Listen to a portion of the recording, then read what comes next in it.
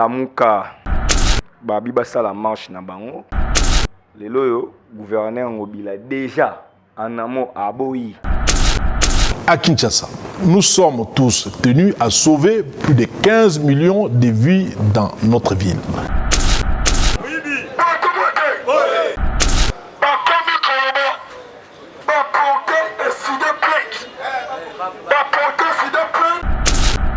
Il y a normal à Tamukete. Ça, je suis contre parce que la marche, il faut bâtir la mouka sale. Et on fait qu'on tika kabadwa sale bloc comme ça, bien beaucoup monde.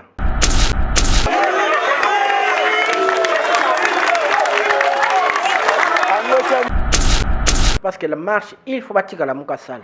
Et on fait qu'on tika kabadwa sale bloc comme ça, bien beaucoup monde. Mais la marche, c'est un bien la température dans la démocratie, non? Il faut laisser les gens marcher. Donc, moi, comme le rôle la foule, nous avons pour ça. Je ça, président Eli Martin Fayoulou m'a dit qu'il faut continuer. Parce que généralement, on a fait une revendication dans Bango, et là, on peut ma base, on a été ok. Nous se voit 5 rapports pour Cambo qui avancé. Où est le problème? Tant que nous sommes Congolais, nous allons souffrance et l'équipe Makasi. Non, base à la logique, Bandegonangawana. Parti phare IDP. On a besoin de pouvoir na bango babenda bi. Parti IDP c'est la partie phare de l'Union sacrée. Sinon on a sa premier ministre. Bon la makelele était IDP si moi ko bouger l'autre côté. Pas la minorité par rapport à Ninouan. Mais quelle image vous donnez au monde? Vous croyez que dans les États-Unis ba état de droit est état de droit c'est pas là, seulement les judiciaires. Ici c'est une petite partie. État de droit, c'est respect à tous les droits. Comment expliquer un citoyen qui a sali 3 jours dans la maïté? Or, droit n'est pas dans la maï. Il faut courir 7 fois dans la journée. Il faut au moins 7 fois. Monsieur Yakate. Comme le col à désert, le col à foulou, le col à nid, tu veux battre. Couraté, maïté. Donc, nous allons comment un citoyen qui est dans l'hôpital? Na bandi liboso mapa atona serengete osombi o distiller po tiangati osombi et puis kanye nyonso or na constitution alobi ke na droit à santé na droit à logement on respecte ça benga état de droit ko benga état de droit na ninga côté ce n'est pas encore arrivé et c'est loin d'être arrivé bunu kasaka ko bunda kaka marche yo tumbi piné ça c'est pas ça le côté donc on a parti dans la troupe combattante. Et dans la troupe, il y a un commandement, c'est comme ça. Ceux qui balbent que bino bata troupe bunda qui bosa pe parler bino, bata commandement pas c'est ça la logique. Suivez Amadia TV. Amadia TV est une chaîne d'actualité générale. Vous aurez sur Amadia TV politique, économie, société, philanthropie, culture. Soyez branchés, c'est une chaîne de haut niveau pour vous informer de la manière très respectueuse et en suivant des normes journalistiques. Abonnez-vous massivement sur votre chaîne YouTube Amadia TV. Merci de nous faire confiance, fidèles internautes de Amadia Télévision. C'est un réel plaisir de vous savoir nombreux au début de cette semaine pour vous présenter ce nouveau numéro de Masolo et Politique qui aujourd'hui nous avons un réel plaisir de recevoir pour vous Maître Joey Ngoto, notre analyste maison. Avec lui, on essaie d'aborder des sujets d'actualité. Donc c'est pour nous une manière de vous dire restez branchés, en tout cas likez nos vidéos, partagez, commentez et nous sommes là envie de vous présenter nos analyses suite à ce qui ronge la République démocratique du Congo. Maître Joey, ça fait un long temps, peut-être plus ou moins des semaines, mais il revient encore sur ces plateaux pour tout solo là. Mambetali Mboka na biso Congo démocratique. Maître Joey Ngoto, mbote na yo. Mbote mingi ndeko Steve, mbote na bandeko banso ya Amadia TV, puis bon début à semaine à bango banso. Maître Joey Boni MLC. MLC ya kitoko. Tuza wana, tuza na kati ya Union Sacrée. Tous organisés puis na kati pour préparer l'élection za koya. Bo komi ko bozui atmosphère à Sika, ya CG à Sika, Fidel Baba la Wandu. Papa Lupango. Balobi déjà ninga zawana bo mesani nango parce que binope bo mesani na ko changer ba CG en fait. Lelo aza 5e CG je crois bo mesani na. Non, l'information sur le ban des alliés ndenge zo le baté. MLC a changé secrétaire général T. Pro mes alliés ndenge constitué 5 à que ceux qui moko na bino qui na ba fonction na parti à côté na musala ya l'état et gouvernement parti qui place. F Bazaïba a commis VPM, vice-premier ministre dans le gouvernement Saman Konde. Donc, le Kolaki, où il y a l'andami naïe, ils ont fidèle Babala, ils ont ça la fonction de secrétaire général, mais une nomination formelle que va nommer secrétaire général Sika, et ça limité. Mais il y a ça la fonction. Il y a secrétaire général MLC. Il faut nuancer les actes. Mais pourquoi vous nommez été pour les bloquer généralement ba conflit dans la partie na ba bon. Non, il faut tout na Jean-Pierre. Il faut tout na Jean-Pierre. Pourquoi ils ont nommé été? Mais ça peut fonctionner. Pourquoi il faut pas nommer quelqu'un pays? À bien quel moment il faut le faire? Parce que quand nommer, moi les locaux yo, ils ont moi tout sur la politique, ils ont moi mindondo. Moi tu dépêches. Attends, il va avoir ça 10 ans à pouvoir. Attends, son nini. À un moment, Félix Ozonga président du parti. À un moment, et au Senga, Kaboun s'occupe AI à l'Obazonga, secrétaire général. Or, Nani a chaque intérêt, mais Kabouya. Kabouya a été nommé. Oui. A résister. Il y a des secrétaires généraux. Yozaki a il quoi a il est sous ce técolo ici Kazongi. Yozonga n'a côté parti. Et qu'on ben un problème un jour. Donc, Makamboyo, les hommes plus politique ici. Et Bazaïba, c'est le parti qui l'a envoyé là-bas. Peut-être même Bazomona qui sont nommé et qui va salir remaniement ou bien Azate. En rentrant, même quand on comme chef de la parti, peut-être bon. Il y a moi j'essaie de s'épiter, je ne sais pas si c'est comme ça. On a aussi vu ça avec Babochab, Bakei, et comme il a un retour, Simbité, Chadar Aza déjà, on a Chadar qui est mauvais, ça a essayé de compliquer les 3 CG. C'est ça là, Ndengoana Mingi, peut-être Ben est en train de nier, mais je crois que arrangement on a trouvé, parce que tout dans la constitution, normalement déjà, il fallait nommer Fidel Babar. Ok, voilà. MLC, silence toujours. MLC, pas aux affaires. C'est comme si quand je dis pas aux affaires, c'est-à-dire dans des grandes actualités de la République, MLC Azaka à côté. Oh, actualité moi au salon mon maman, MLC toujours à côté. Oh, cacophonie monte aux la péto capé position na bango, MLC toujours silencieux. Qu'est-ce qui se passe? MLC. OK, MLC Azaka. Pesa na tami balé misato. Bamambo belé zoleka awa na Congo bat baluka position MLC zo monate union sacrée balobi faut bino so candidat na bino ezala Félix Tshisekedi Moïse bato IDPS c'est union sacrée on a sentiment parti farte parti fa IDPS bango nde bazwa pouvoir na bango babenda bi parti IDPS la parti phare na union sacrée sinon ngap sa premier ministre parti farte là 31 députés ensemble là 86 nani bacha na 49 years à parti farning. Non, c'est faux, à parti farté. Bon, la maquille était, il dépêche si moi qui bouger l'autre côté. Pas la minorité par rapport à Ninouan. Bah, il y a combat balabala. Yo l'ingo tout le monde a trop. Comment balabala de l'on? Comment balabala on peut ça nini? Bah, drainer ramasse. Papa, n'a rappelé que Mobutu mandé le 5 décembre 1991. IDPS abanda marche le 17 mai, ce qui est 97, bah nous benga Mobutu na armée. Ni salani. Mutabenga Mobutu abia oya kubima suna nzela sa marche akutana nde na Kadogo.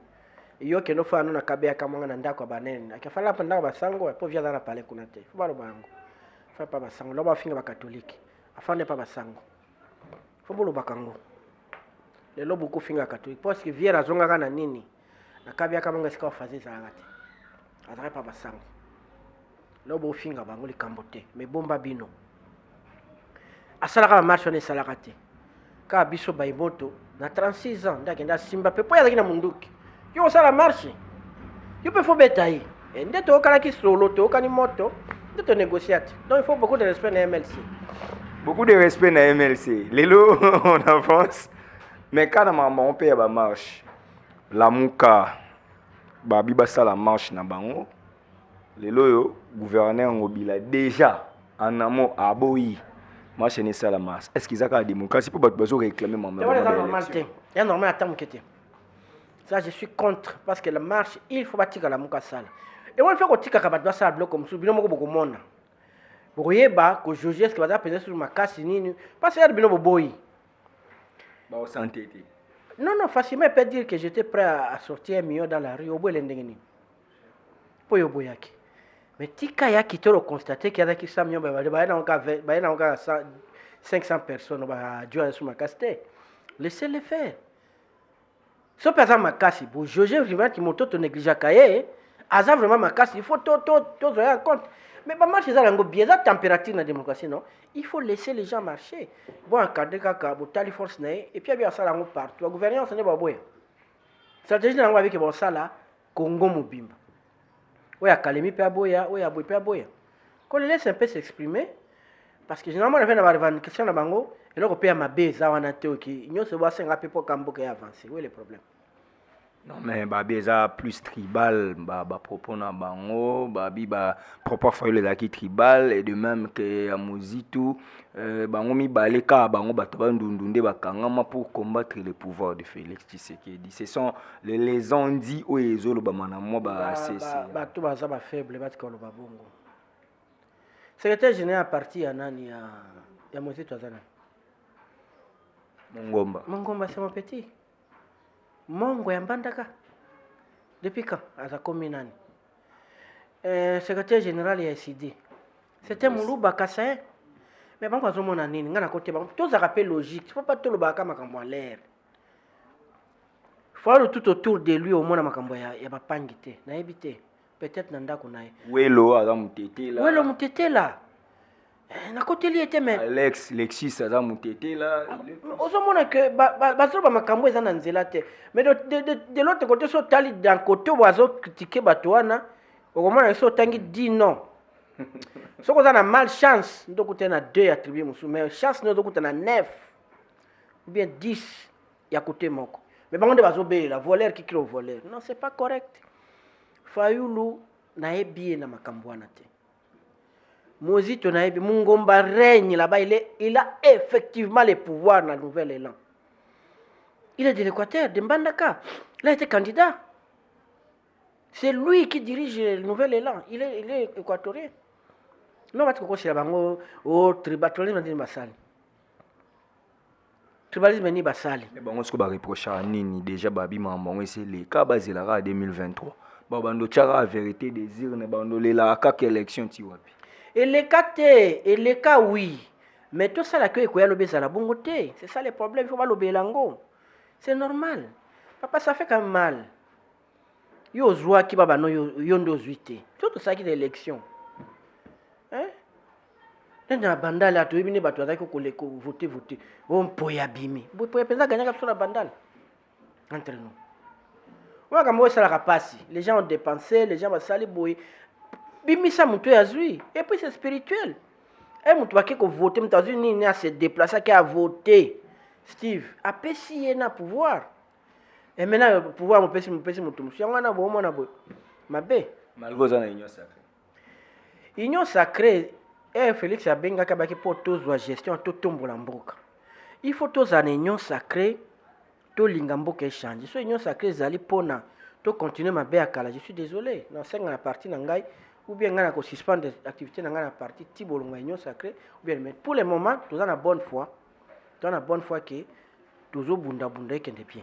Mais les loyo maman on peka oba la muka tandem Fayulu Muzito bazo senga wana mambo élection monter boza déjà na largement en retard parce que Kadima déjà ba PV na ye wana eza validé à majorité absolue na commission mixte na niveau ya Assemblée nationale. Donc professeur Mbatana bao bazaki na ye oyo est désigné nani Denis Kadima pe ba landeli yango nyonso kaka si confession religieuse oyo boyaki awa ba wana nde ba valider PV na bango. Bon biso asanga melaka 20 na messe Bon, bah, pasteur. Il faut tout non. So ba melaka nini pour coproduire bango bazolo bawana. Papa. Charte lobby. Les réunions et la confession religieuse est convoquée par le président ou son vice-président. Troisième possibilité, Zali, assemblée plénière peut convoquer. N'ayez na place pour les juristes belé bazo bazo course bazo buba bato. Que l'assemblée plénière aussi en cas de assemblée plénière, quand on dit l'assemblée plénière peut convoquer Zalaka nini. Et Zalaka que Steve président, alors par exemple prochaine réunion à Bissé Gozala le 10. N'est-ce pas? Assemblée monique il y a une urgence. Baleke pasteur a signé, baleke par Rigen a signé, baleke va faire signer. Bisso toza 6. Tout le monde le 10 c'est ça musika. Convoquer Bisso les 5. Convocation donc pas nan. Et pas président. Pas président. Mais à la demande, comme quoi obligation. Il faut que les gens interprètent ça très bien. Ce n'est pas que ceux qui viennent à l'Assemblée de vous-même, vous se convoquer. Et c'est quand même triste. Dans la sommité dans le Parlement, avec mon professeur Mbata Lobi Azali le sommet. Le meilleur professeur constitutionnaliste de l'Afrique. PV. Pour la confession, c'est simple papier. Je m'explique. Tokei avant dernière convocation na bango. Pendant que on doit passer à désigner Kadima, parce que na kotika PV. Bazwa Dodo Kamba, le célèbre. Bazwa ye un samedi le kakuna, abi pour le moment, ba pesi biso délai sur à 48 heures. Donc il faut tout à lundi. Et ba PV na abi non to déposer PV mon côté PV kaka mon côté déposer PV à non conciliation. Holanda. Où il y a non consensus, ndé ba déposer parce que signé par bango nyonso. Transmis par Outembi. Donc comme il l'a dit, Outembi a salé l'invitation. Yo bing ba master nous commandé bango quoi. Dodo peut faire un respect hein. Ko benga batata ko mangala no ko ba mike boye. Bango nyonso ba évêque. Nani évêque nani? Dodo az évêque l'église de réveil mangala za ya islam orthodoxe azali ya kimbangiste azali. Bango nyonso baza ba. Afutaka no loyer ndako eska fanda ka bien. Comme ici on a loyer. Afutaka ngona no azala en ordre kuna même des autres so banyana uzamina na ndako kenango partout. Teza parenthèse. Yé aye Outembi na ville. Bokondo na ville. Yé abengi batu kuna to sa makambo na senko kuna tebino ndebo ya pobino bo enregistra ka batu. Oh. Ce qui est la vérité, c'est que vous avez reçu un peu. So bakati waki tozana resima ba nyonso ba kiba tela benga kiyo po gangela yo kese ko voter mutu na bango te nini tozana resima o kura malisaka ba toza sirete o zo banga nini siko ye n'explique pas procédure les alaka ils sont majorité comme ils disent c'est vrai pas kanga maka 6 mais il fallait pas obliger nani Outembi que mais alors obligé d'acte parce que parce que délai vendredi et samedi vendredi lundi déjà Outembi a benga ki réunion c'était valable l'invitation est mais il y a bengo ya ina simé na mon fléri yebi sanga réunion ye ya bengi ils na komboni parce que mutako benga réunion ya ba confession religieux zaka le président ou le vice-président o ya benga ils na komboni et ceux qui produisent là-bas ils na komboni parce que juste belé bon ça belé la loi majorité. Non, tu boité. N'a pas expliqué on est sans savoir ça là. Raison peut ba ça. Non. 6 contre 2. Non. Yo appelle la formation en juriste. Formulation des arabes dans l'assemblée générale et à entreprise. Barba que l'assemblée générale est convoquée par le président 2 fois l'an tout ça. Et peut aussi être convoqué par les 2 tiers des membres. Ça se passe comment? Va ta procédure, non? Quand les 2 membres, 2 tiers signent que non, il faut assembler telle date. Le président termine tout simplement à convoquer la date. Mais c'est ça doit être lui seul qui écrit. Donc la procédure est biaisée. Et biaisée. Il n'y en a même pas. On ne considère même pas. Il faut pas que ça n'ait pas un bandit. Mais professeur Mbata, quand même, il y a un principe. Et belé, il y a droit. Parce que non. qu'il soit seulement constitutionnaliste, mais étant juriste, avec un principe pour sur le plan administratif, comment ça devait se passer. Mais comment il a validé? Parce que l'information que vous avez on va peut-être que tu as validé parce que il faut rendre rapport tous il a non ninga kuluba. Hein? On a ça intention toujours prêter.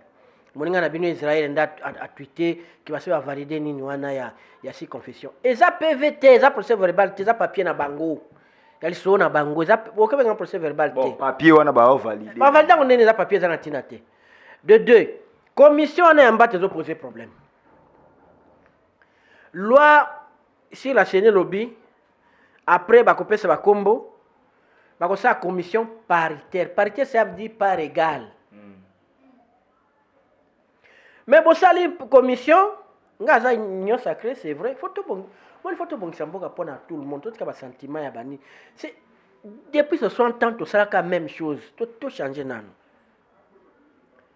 Tout ce qu'on a, c'est 14 union sacrée. 6, ce qui 7. Il y a FCC. Est-ce que c'est paritaire? Hein? Parité, c'est ce qui est à 10, à 5-5. Ça va à 20, 10-10. Déjà, tu as un siège quitté. Il y a la Mouka va siéger FCC. Est-ce qu'on peut faire crédit? Tu vois qu'il y a une élection déjà dans la base à Mabé. Kotoyo va imposer un certain Kadima. Kotoyo, commission Mabé. Mais pourquoi c'est forcing à tout prix qu'on impose volonté? Mais au moment où citoyen Bosso. Na président Bahati, bon, mi balé déjà solo là qui pour dire qu'ils sont presque à la fin. Quand même, on nous a informé. Non, parce que ça solo. Te baloba qui pour na mamou ya seni désignation ba comme une sous kakala te communiquer aux ala rendu public. Non, il faut se dire qu'il y a des choses qui se font là-bas.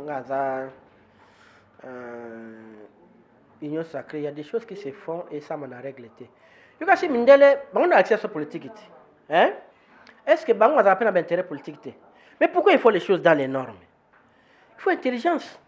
Dans le bien, bon, ça a peine à Batouboui. Bon, par exemple, MLC, il y a un poste et un rapporteur. Biso de Tokotine na Moutou. Mais bien, comme il y a 2 noms ou 3 noms. Bino commission, en vertu de quoi? On a créé conflit par Nabiso. Bon, pour la moto, bino bozani. Non, on ne comprend plus rien. Moni, pour Nangaï. Tout ça l'hypocrisie. Tout aussi to glissade depuis. Tout comme ça l'hypocrisie qu'il est là. Il y a crainte, risque, il y a nini. Non, c'est faux, papa. Corneille Nanga. Après qu'aussi c'est élection, c'est un sénateur. N'a pas gouverneur. Parce que la conférence de presse. Et puis, on va voir ça, Kalamba, à l'Obaka. Ils sont aussi ici, tu as fait un mandat, aussi ça mandat en juillet. Mais Tolobi Boye, l'État peut se dire bon, tout préparer l'élection municipale en décembre. Ce qui te l'équipe en haut, tu déjà une année. Nous sommes en 2019. Tout ça là, quand bon, tout ça quand même, nous qui te perdre de temps, tu es Malonda. Malonda.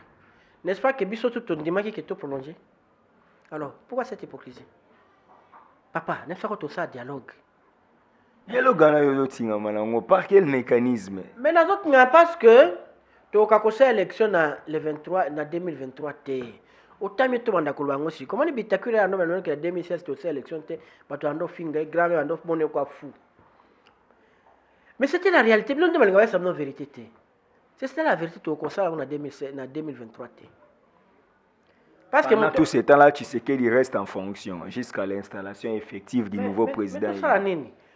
Et à côté de la fonction, ceux qui ont négocié, ils ont bien dit que soit la banque, mais ça n'est pas mon boulot parce que ceux qui te savent, nous sommes en train de faire qui va l'élection. Moi, je balandi, bayambi na gosi, na chaîne, na Top Congo. Ils étaient capables, eux, les députés, nous dire. Bon, combien va se bomba pour la nini? Pas d'élection, ils ont raté, tant un budget. Mais c'est que vous pouvez sa faute nanan. Bon, mon sabato. Comme Congolais, boss en a rapide. Ah, n'a pas sanité.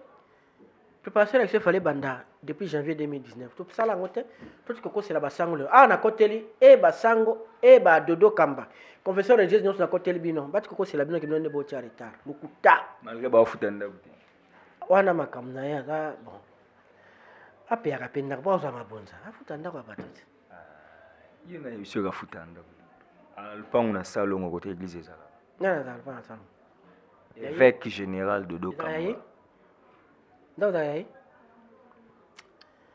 oblazo mikolo na opération sala oyo ndawo nbo kwa ozo alare makambo sa surtout que ba tie moto na ye wana kadi makoti amapesi ata ba marché ozo ne ba mo ozo ne lar po za cop iza cop be gizwana si confession mso ba za cop na lo bango lelo ko di bondo ya islam ye akwe bon wana makamna ngono ba reglate puis dossier islam eza très moi vieux mangala ofando ka mwana moko mukebo dodo azo mema na mandefu tout ça pour via zo banga dodo sola na président batika na nini wana mais ba misima balingi ete donc comprendre problème on eza ba catholique na banani moi j'en veux je le en vouloir bango parce que na kati ya loi wana balobaki il faut ba responsabilité ba pesa ngo na ba église oyo bazana expérience en matière électorale il fallait batia ngo préalable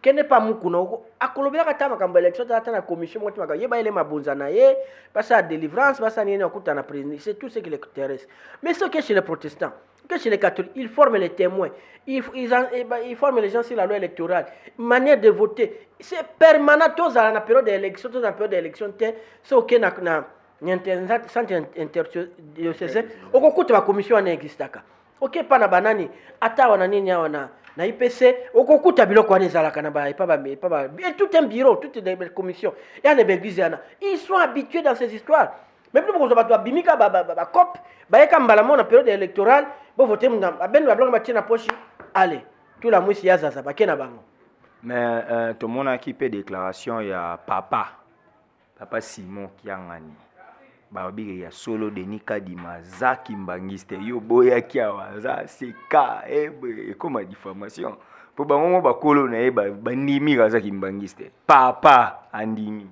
bon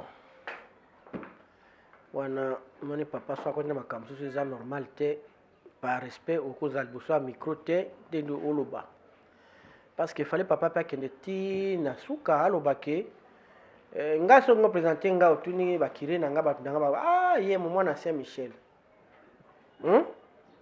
bien après na Saint Charles Luanga mais yo kenda Saint Michel donc Saint Michel pinda ba betoli so na 60 ans pe à Saint Charles okete mais yo kenda messa Saint Michel kutu kira ya Saint Luanga mon nga mais toi tu n'es pas venu na nini na ko si c'était pas normal mais na catholique na mwana ya Saint Michel biso bakatoyeke topesantaka bana biso tolobaka Rigen Nzanga mwana ya paroisse Sainte Marie Goriti vous comprendre bapresentaka bongo il fallait papa alobata ke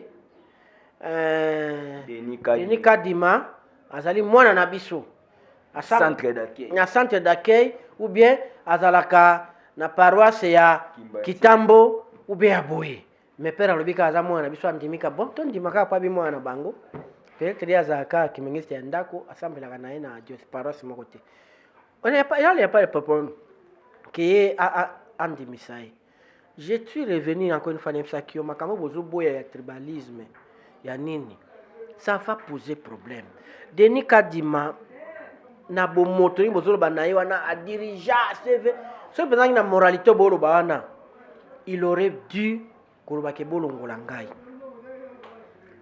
yo zo mona mbon parce que le président nzango Kassaye premier président ya cour constitutionnelle Kassaye cour de cassation gouverneur à banque ministre de justice bon babiloko na nyonso yo peso ko ye farma entre na mbomoto na yo oko ba non ekopesa fou ça faux alors que bango bakasa yango ba sa musala bien la preuve que Moïse Katumbi promet que sera l'équipe capitale comme en Mbujima et capitale RDC de soit comme président de la République Kinshasa nani wasa bien Kinshasa to comme province Siko Mbujimai, Kasai Oriental, selon Moïse Katumbi, et comme capitale de la RDC. Ce qui est l'équipe président de la République. Ça va dire on a rien. La Jeune Afrique. Ah. Habité ma vieux madame Soualo. Bon. On a vu que projet il a changer capitale Izalaka et puis ça comme dans la ville Kananga. Le Loabour. Kananga ils ont à disposition et puis j'ai aimé la ville là. Surtout gouvernorat na bango na tamu na gouvernorat na Congo. Papa ya okatanga bato ya mashi basali ya sika mais eza munene eza na ba bureaugraphe. Do basalaka ngona ndengo wana que un jour gouverner ne comme kuna. En tout cas, projet o ezala quand même ndele. Ezalaka que so capter longo na Kinshasa et kene na Kananga. Lokola ya a innover lo bina Mbujimai. Bon. Ça va. Total mais Mbujimai déjà ba érosion ville za sauter zo katana. Ye Moïse yango akeme mabiswa. Bongisa. Ah, la urbanisation. On a invité mais ba idée wana za bien Brésil a développé mboka na ndengo wana. Hein? Première capitale à Brésil, c'est Rio, Rio et Keba. Sao Paulo, le dans Brasilia. Donc, bazala bongo, centre banini ye, bazo bonk samboka, ça 10 ans, 20 ans aux à la capitale. Après 20 ans toké koto. Ben bonk sa ville est belle pour botonga, aéroport international, hôpital minene, banini. C'est une bonne chose. Mais moi je sais pas, moi pas tant peut parler comme président, parce que quand on est dit à Mobutu, que ngali soit comme président, on a décidé nyonso. Mais c'est quand même malheureux. Dans la démocratie, tu peux être président, mais la question, il y a assemblée. On va reproposer. Non, mais alors, on a le langage peut changer. On a proposé que la capitale, pour l'Angleterre, vous allez bientôt, tu as Kinshasa, tu es dans le centre. Oui. Européen, ça va n'y avoir non. Hein? Non. Non, il a dit par rapport à moi conflit au pays d'Araya Bakatangé na Bakasayen pour toujours le bela awawa baba Kyungu bientôt on doit l'inhimer mais moi devoir de mémoire oui Salamaki ma chasse de Balouba au Katanga tout ça né Moïse pour laver peut-être peu ba mémoire sous pour dire qu'il y a pas un problème entre les Katangé les Kasayen donc il écoute un esprit nationaliste au yazala na on soit remis président de capitaine Mbujimai. Bon il ça papa Moïse que c'est pas au président de décider. C'est pas au président de décider de l'histoire comme ça. Attendez quand vous allez arriver, pour cette proposition, nous proposons dans Mboka Batal la faisabilité. Vous comprendre? Ou tu as condition. Ça se prépare, non? Mobutu, ce qui a l'inganga comme ça, Gbado, comment qui a ça qui est aéroport international, à comment qu'on fait d'Akuna. Ambassadeur Oya, on peut que tu as avion, au Kinagbado. Il y a des personnes comme le président, à Baino, comme l'aéroport à Mbujimai, que tu as nos courants en permanent, ou tu as des conditions, malais, mais donc ça va tourner, na moni. Ni ne kiko kuma. Yemo na no avant bandana ko saka. Aso mapenda na Mbujimai nante. Yaye Moïse. So mano ndako na Mbujimai. Kendo fana ngabutika ba discours koko sabato pour l'élection. So mano parler na Mbujimai. Fanda kuna. Hein? Tokuma bofanda ka président Sangabali. Ta Sangabali te afanda kuna obongse yango pe stade babia ou bien le komoko botobi que uzana volonté. Yo zaka so comme président. Ba no paye parler kuna. Pas bana mokate kuna grave. Kene obongsa no kuna. C'est une bonne chose. Mais il faut zonga parce que tane ba ba tondele biswa papa. Mais il faut zonga ko sa diamana ba kuna. Hein? Et zonga bomba Mbujimai wana. Il faut vraiment ba renforcer ango. Ba renforcer Mbujimai. Bande kurange bele bilo bazo sala sepe biso na moto awa. Bazonga nano pe kuna. Bomisi colonel. C'est grave. On a parti au pouvoir. Au pouvoir. Mais c'était aussi une erreur de la part de son garde-corps. En voulant qu'au Cabo la Bango, qu'au Panzanzela, tout ça, par mes gardes, d'ailleurs, mon continent. Il y a un sérieux problème pour l'armée Nabiso, pour la militaire Nabiso. Quand est-ce qu'un militaire peut porter une arme à feu? Mais comment, qu'est-ce que. Bon, il y a un peu de temps qui est chambre. Il y a un tiré de. C'est pas normal. Les gens qui ont militaire, il faut d'abord former physiquement pendant au côté de la police, bozo banga po. Parce na pota batala so côté na CRS banana na c'est commando so fini au libo ko so gangité. Le bozanine. Donc, il Mais policier qui m'a à 100 mètres. Mais c'est quoi? Là, comme Kaka. Massassi. Faut pas qui peut porter l'arme. Et puis à quelle occasion? Yo, nous avons danger. Non, donc, on peut attaquer le cortège à Moukouni. Depuis Congo et Banda. Attaquer le cortège à Massassi. Mais qui on a déjà attaqué na Congo? Mbongo. Ah, papa. Les amis, tout Kambongo. Moi, policier, je suis un million. Je suis occupé. Tout ça, je bien. Mais comment ça va au station là-bas? Oh, il faut là. Oh, à quel point ça t'a doué? Ça que moi, je suis bon. Ah, où tu es nani kuna? Nanini. Et bah, lui, qui a fait na parler, bah, proche mère, ouais, pour les là. Il y a un qui m'a dit que il y a deuxième vitesse. Ah, lui, qui a joué kuna. Oui, papa solo yo. Eh, bah, ça a attentat na hôtel Mona Ouagadougou. Il est quand même dans France 24. Père, on a dans 500 ans. Ah, oui, mais bon, moi, je suis foutu.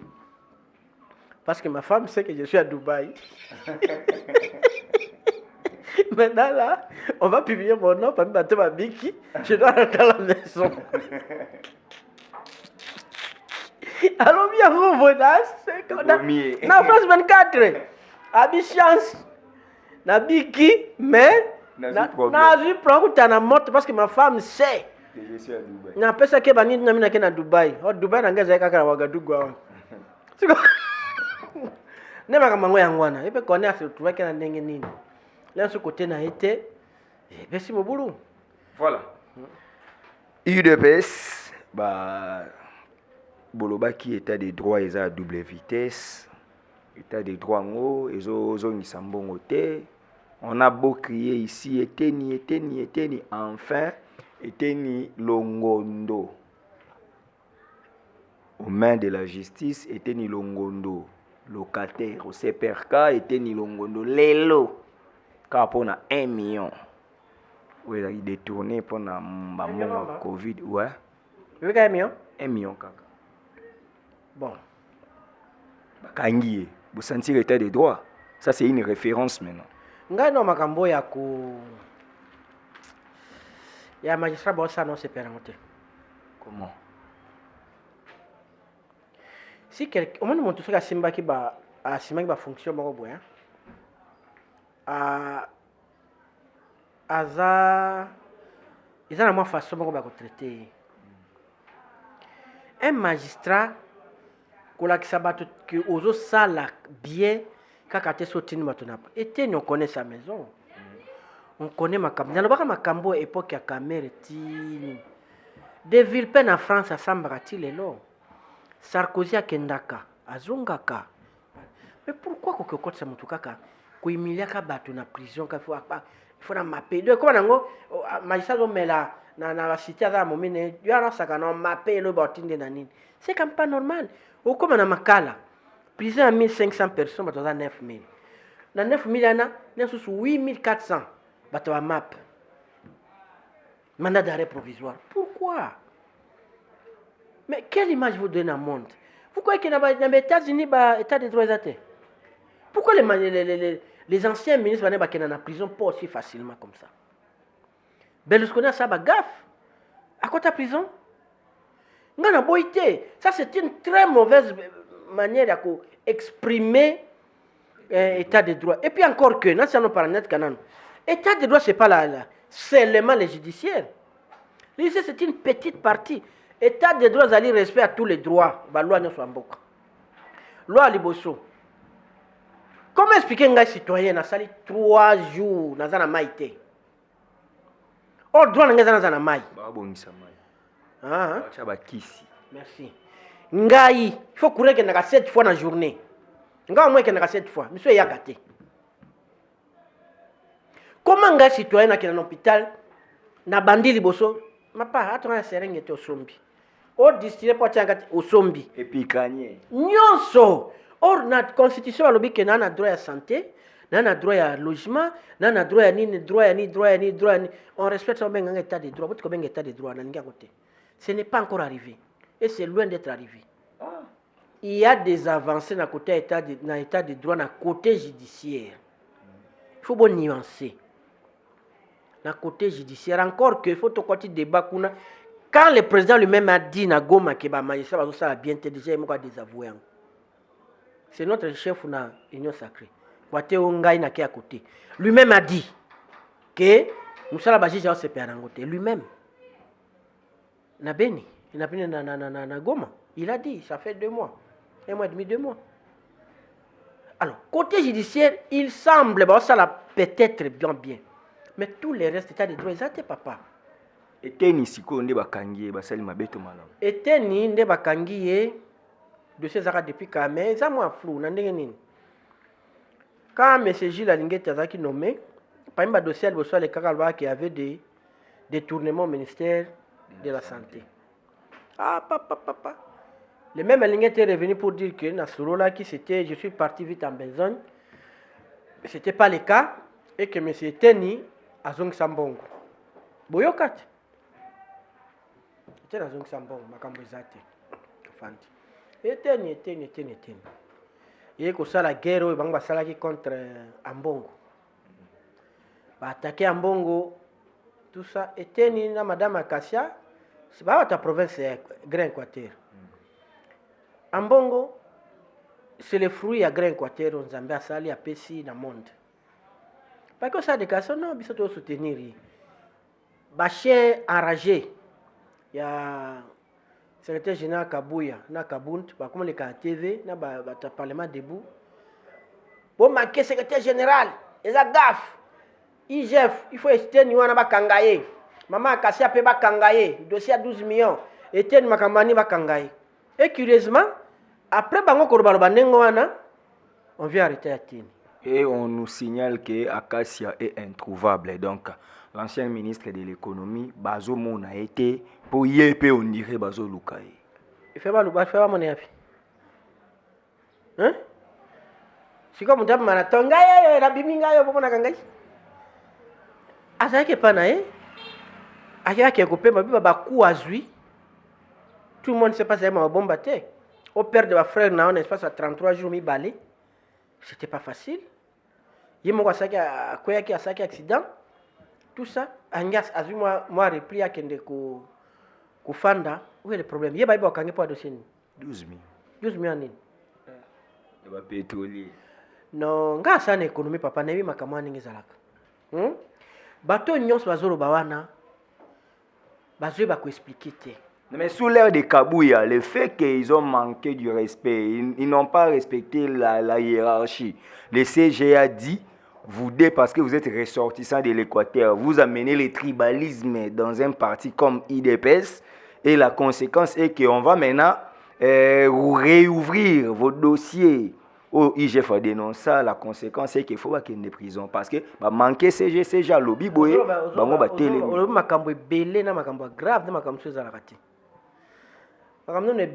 je suis responsable. Nayambaki a mis une émission. Il a dit CG même à lobby ma B. Beaucoup il reproché à l'interne. Beaucoup bimate.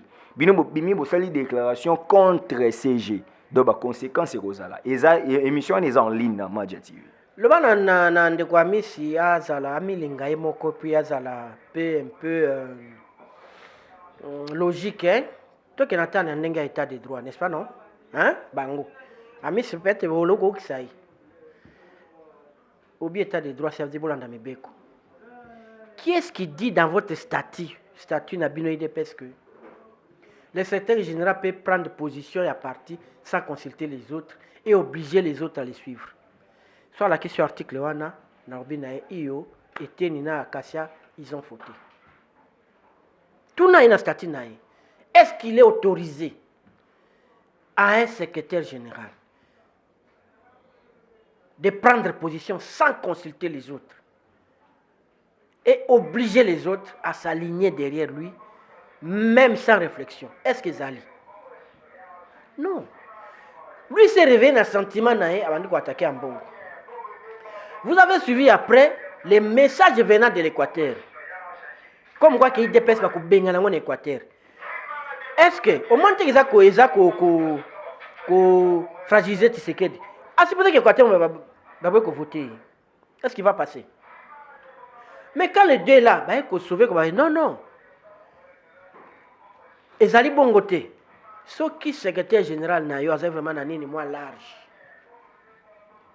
Il fallait Abenga Eteni, na maman Kassia, maman, là tu vois tous ces années.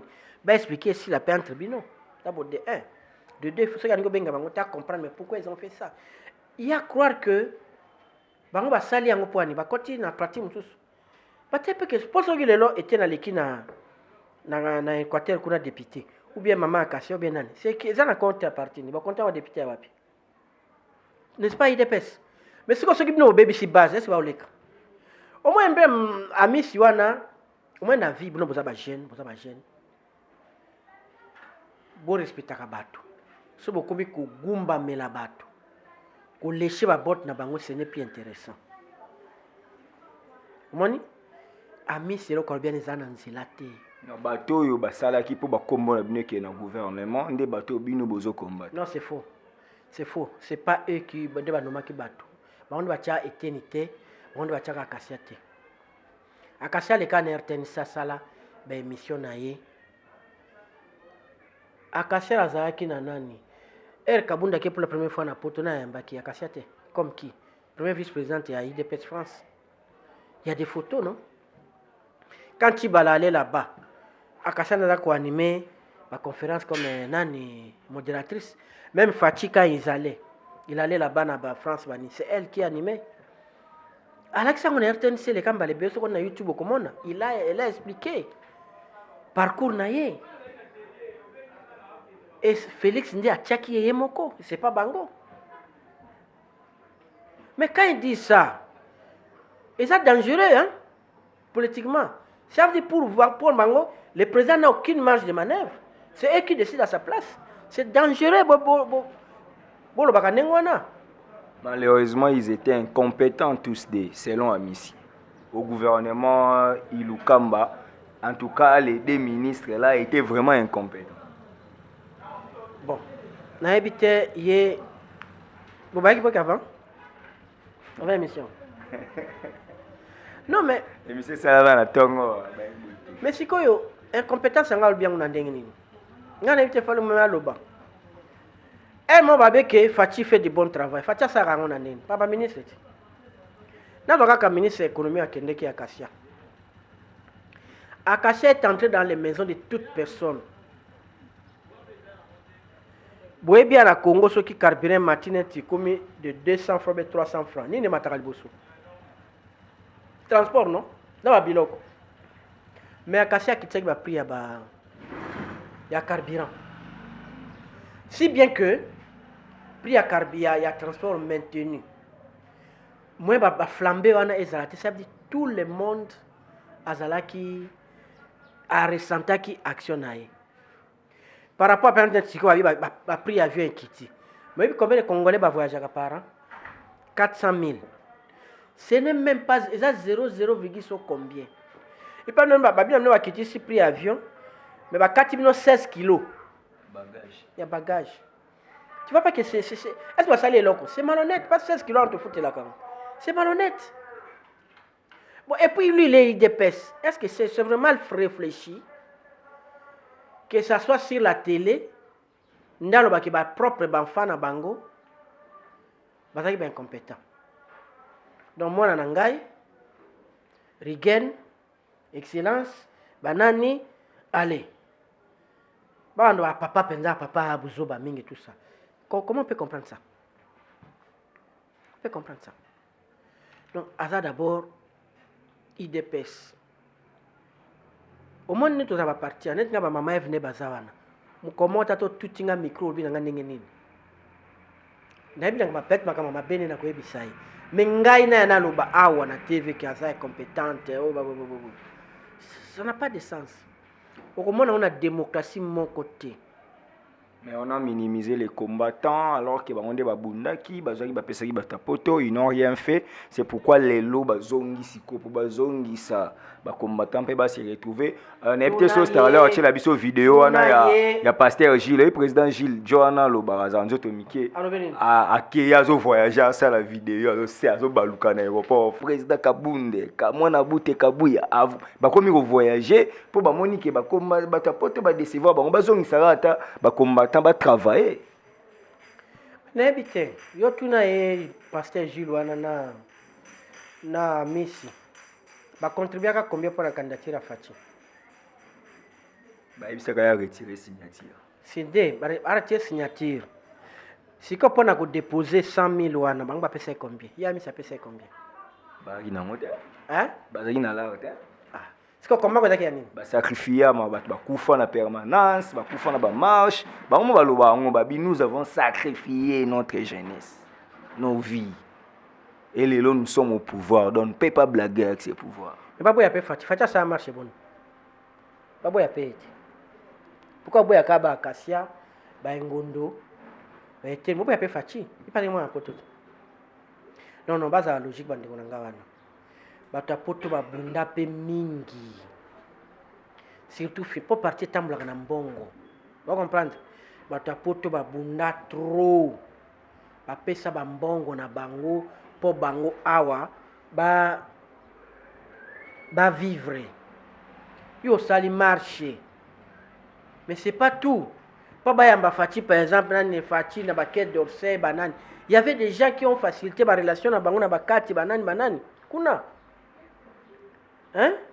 L'actuel ministre DG à RVA, Chung, il a aidé beaucoup de pays de PES qu'on parle de l'administration en Belgique, Kuna Makamabani.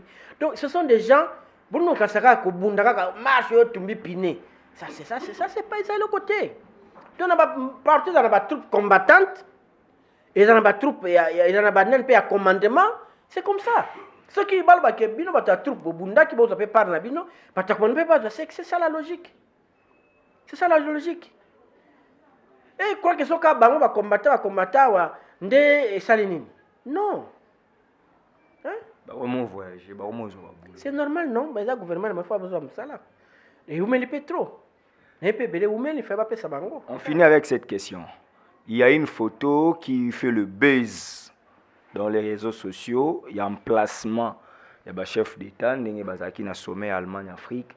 On voit président de l'Union africaine, la deuxième marge, mais c'est ça le problème aux juristes. Certains diplomates nous disent que les ont un principe diplomatique que les diriger l'institution dans la deuxième ligne. Pour les Moni Kagame Liboso, les Moni Fachi na deuxième.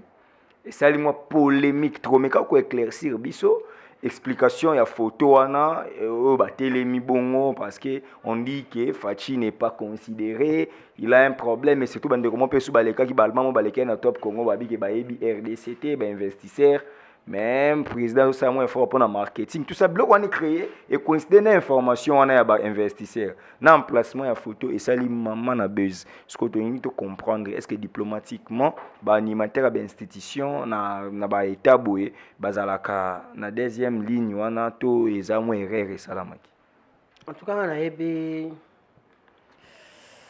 penza régleté ukutama be je dois être honnête.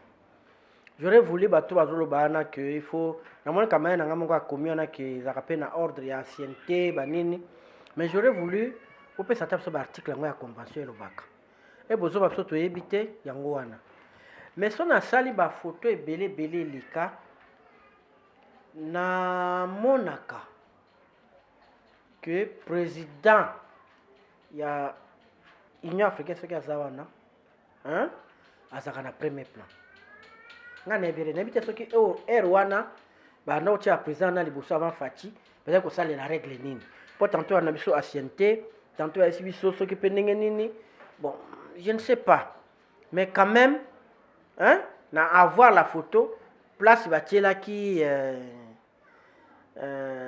président Fachi na sepela qui na moté parce que bien sûr ils a ce qui ancienneté mais il avait là-bas double casquette.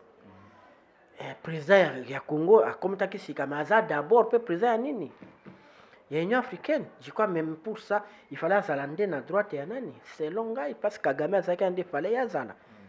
Bon bato baza ba expert na matière babi na biso ba justification bapesa mais nga natika komona te na photo expérience na photo Maréchal Mobutu na deuxième rangée encore na troisième ko bana ndenge ni Mobutu ayaka nga photo te ayate Mobutu était toujours là zwa misata 50 photos Mobutu au moneka wana. Bon oyo bon parti bien zaka humble mingi peut-être à moins tina te afin diplomatie na humilité. Maintenant lo banini na explication claire te akopesa. Mais si je me réfère à ma photo précédente, à différents chefs d'État, président de l'Union africaine, assistant, na mona bacha bango liboso. Ce qui a tout royo. Et ça qui est un peu parti. Bacha honoraire, Kagame, yaza honoraire bacha liboso. En fonction bacha na deuxième. Ah, bonne explication na yo. Wana yangai. Ngam na raisonner. Ngam na raisonner. Parce que cette cérémonie fait Kabila za liboso, Fatina sima. Bon, voilà Steve. Nga na raisonner bongo. Po batie oyo uti ko tika pouvoir batie liboso. O aza en fonction batie na deuxième.